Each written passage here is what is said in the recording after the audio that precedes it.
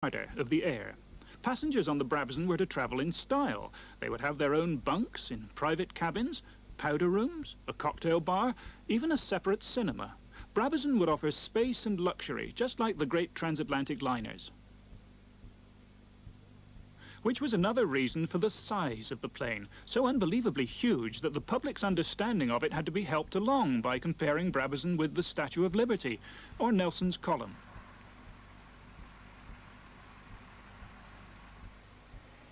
Before BAC began creating a Brabazon that would fly, they made a mock-up out of wood and paper.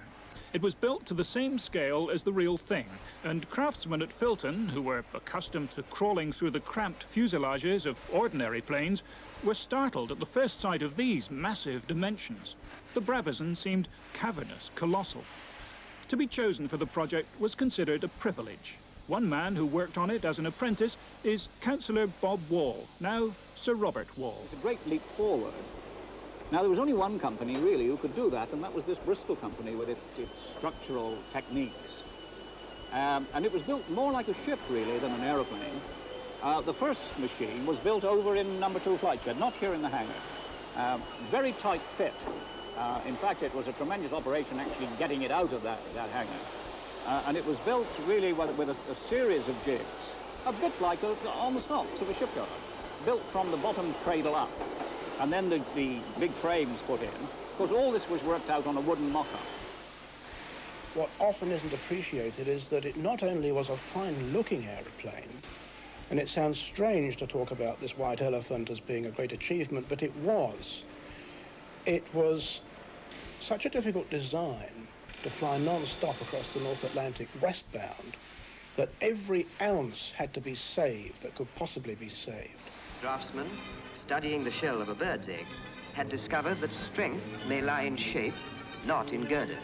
For the first time ever, not only in Britain but in any country, even the skin panels that cover the wings and the fuselage, they were measured all over. They weren't standard stock. They were specially arranged so that the thicknesses were just right for the job. The engines were, of course, the engines that were needed for the job. The first Brabazon had piston engines because that was the only way that you could fly the Atlantic. Gas turbines, either jets or propeller turbines, burnt far too much fuel in those early days. They were inefficient from the fuel point of view, so you had to have piston engines, and you just simply needed a certain amount of power, and the power that you needed was 20,000 horsepower. That's 8 engines of 2,500 horsepower each. And the only way that you could do it was to have 4 pairs of coupled engines. These themselves were a very major engineering achievement. You had 2 huge engines and a giant gearbox, out of which came a long propeller shaft, 2 propeller shafts, one inside the other, turning these enormous propellers.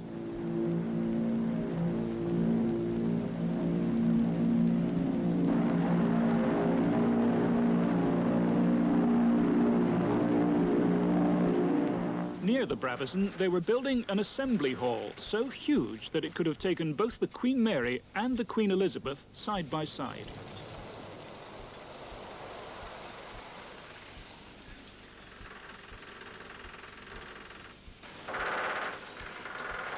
When it became time to shift Brabazon out of the old flight shed and into the new hangar, she was already so big there were just inches to spare. So they called it Operation Shoehorn. At Bristol, we get a first glimpse of the Brabazon transport plane. The 126-ton airliner is transferred for completion to a newly built hangar. More than £4 million worth of material has gone into giving Britain the world's biggest aeroplane.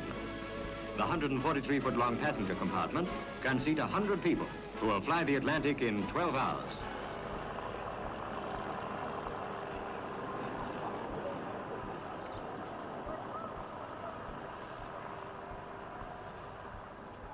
Bill Pegg, Bristol's chief test pilot, was going to have to fly a machine that was radically different from any other.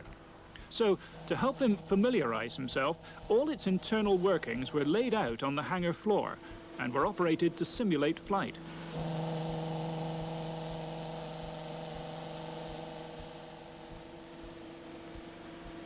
The hydraulic systems in particular were assembled and tested to give Peg a feel of how this massive, complex plane would perform.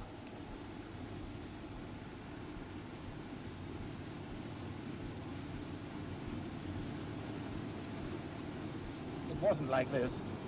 First of all, the flight deck was much bigger. In fact, you could have held a dance on it compared to this.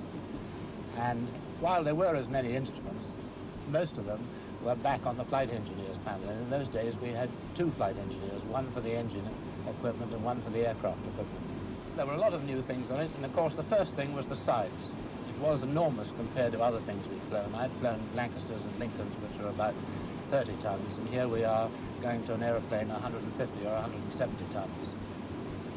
It was the first modern